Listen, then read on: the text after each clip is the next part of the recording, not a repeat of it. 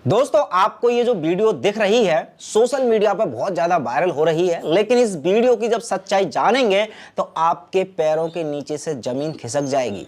बहुत ही खौफनाक और डरावना सच इस वीडियो का है। ये चाइना की वीडियो है जहां पर कुछ लोग आपको दिखाई दे रहे हैं दीवारों से कूदते हुए।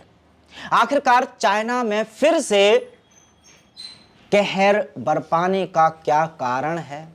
लोग अपनी जान बचाने के लिए कौन कौन से तरीके अपना रहे हैं? क्या हाल है चाइना में इस ट्रेंडिंग बीमारी के नाम पर खेले गए खेल के कारण? जानेंगे हम इस महत्वपूर्ण वीडियो में। भारत में या अन्य देशों में भी क्या फिर से लॉकडाउन का सामना करना पड़ सकता है? इस सवाल का जवाब भी मिलेगा इसी वीडियो में, यदि इस वीडियो को आप देखते हैं बिल्कुल अंत तक।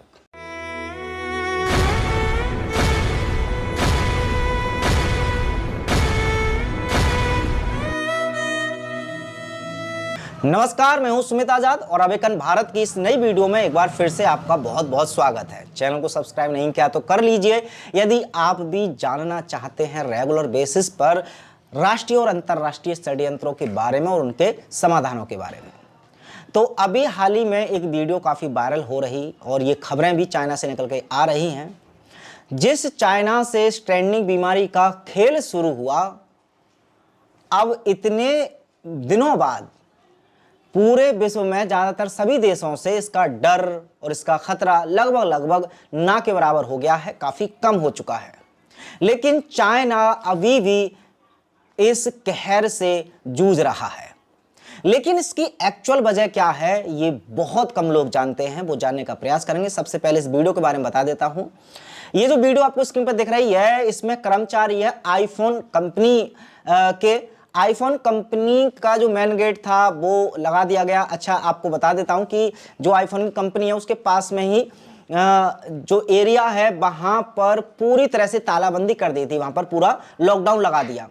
अब चूंकि चाइना के लोग लॉकडाउन को इतनी बार देख चुके हैं और वहां का लॉकडाउन तो होता भी ऐसे ही है कि जहां पर जो कंपनी थी आईफोन वाली उसके पास में जो जगह थी वहां पर तो ऐसा लॉकडाउन लगाया कि लोगों को केवल टेस्टिंग के लिए बाहर जाने दिया जा रहा था, मतलब दिया जा रहा है, इस समय की बात बता रहा हूं।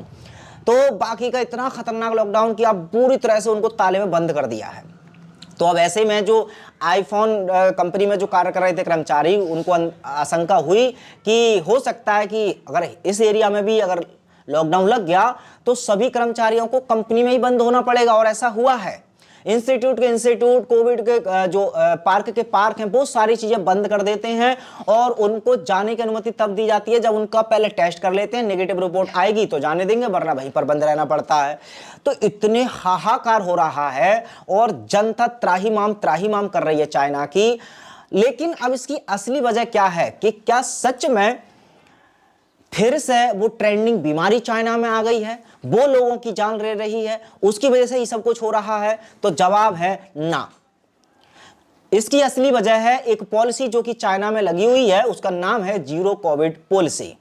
कुछ लोग जानते होंगे, जो लोग नहीं जानते उनको बता देता हूं। जीरो कोविड पॉलिसी का मतलब बहुत सिंपल है कि चाइना की सरकार चाहती है कि कोई एक केस भी, एक छोटा मोटा केस भी हमारे देश में ना रहे इस ट्रेंडिंग बीमारी का। इसीलिए इतने बड़े स्तर पर टेस्टिंग की जा रही है। अब देखिए, यहां पर जब टेस्टिंग की जाती है तो केस की संख्या लगातार बढ़ती है। अब उन केसों की संख्या को ये जीरो करना चाहते हैं। अब जीरो करने का वैसे तो एक सिंपल तरीका यही है कि अब टेस्टिंग मत कीजिए, केस जीरो हो जाएंगे, लेकिन नहीं, अब वो केस भी चाहते हैं जीरो और टेस्टिंग भी लगातार बढ़ा रहे हैं। तो अब इधर केसों की संख्या बढ़ती जा रही है। क्यों? क्योंकि वो टेस्टिंग बढ़ा रहे हैं और उनकी पॉलिसी ये है कि हमको एक भी केस नहीं चाहिए। इसीलिए अब चाइना ने ऐसी पॉलिसी कर दी है कि जब तक जीरो नहीं होते हैं तब तक एक्शन पे एक्शन लिया जाएगा। और यही कारण है कि लोगों को ऐसे लॉकडाउन का सामना करना पड़ रहा है जो शायद भारत में कुछ टाइम तक तो था, लेकिन अभी तक पूरे विश्व में इतना खतरनाक, इतना प्रतिबंधित लॉकडाउन लगा ही नहीं है। तो ऐसे में ये है चाइना के हाल। तो अब चाइना में तो खैर इस खेल की फिर से शुरुआत हो चुकी है। चाइना का जो मैं बता रहा था कि आईफोन की कंपनी के बराबर में एक एरिया है, इसका नाम है झेंगझाऊ। तो झेंगझाऊ में लगभग 10 लाख से अधिक लोग घरों में ऐसे कैद हो गए हैं जैसे व्यक्ति जेल में हो जाते हैं। ज़्यादातर कारखाने भी बंद कर दिए हैं, बस जो इसेंशियल सर्विस दे रहे हैं उनको ही खोल रखा है। अब सवाल ये आ जाता है कि क्या चाइना के बाद अगर चूंकि टेस्टिंग चाइना में बढ़ी तो वहां केस बढ़ गए, तो और देशों में भी तो टेस्टिंग अगर बढ़ाने की जरूरत पड़ गई तो केसों की संख्या बढ़ सकती है। तो क्या भारत में भी टेस्टिंग की संख्या क्या अगर बढ़ाई और केसों की संख्या आई तो क्या फिर से यहाँ पर भी कोई इसी तरह की पॉलिसी लग सकती है? क्या यहाँ पर भी लग सकती है तालाबंदी? इसका सवाल का जो आंसर है वैसे डायरेक्टली देना बड़ा असंभव है, लेकिन ज़्यादातर लोग यही कहेंगे कि नहीं ऐसा हो नहीं सकता, ऐसा हो नहीं सकता, क्योंकि होने से पहले लोगों को पता ही नहीं होता है। लेकिन आपको एक हिंट दे देता हूं ताकि आपको आंसर मिल जाए। अभी देखिए WHO ने पूरी तरह से जो टीका का मैनेजमेंट है वो पूरी तरह से कंट्रोल में ले लिया है, और अब पूरी तरह से WHO ने ही जिम्मा ले लिया है कि जो हमारा टारगेट है उतना टारगेट ये WHO करा करके देगा। तो पहला तो ये। दूसरा ये कि WHO ने अभी कुछ दिन पहले एक ट्रीटी भी तैयार करी थी जिसमें सभी देशों से समझौता करना पड़ रहा है, सभी सब देशों को, कि अब WHO जो भी नियम कानून लगाएगा आगे आने वाली कुछ भी बीमारी को रोकने के लिए तो सब देशों को मानना पड़ेगा।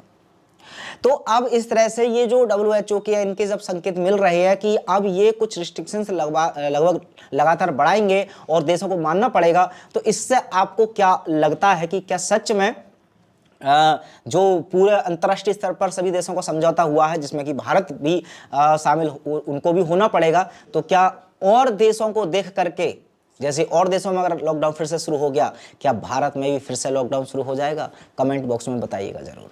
मिलते हैं अगली वीडियो में और इन्फॉर्मेशन साथ, तब तक अपना ख्याल रखें। जय हिंद।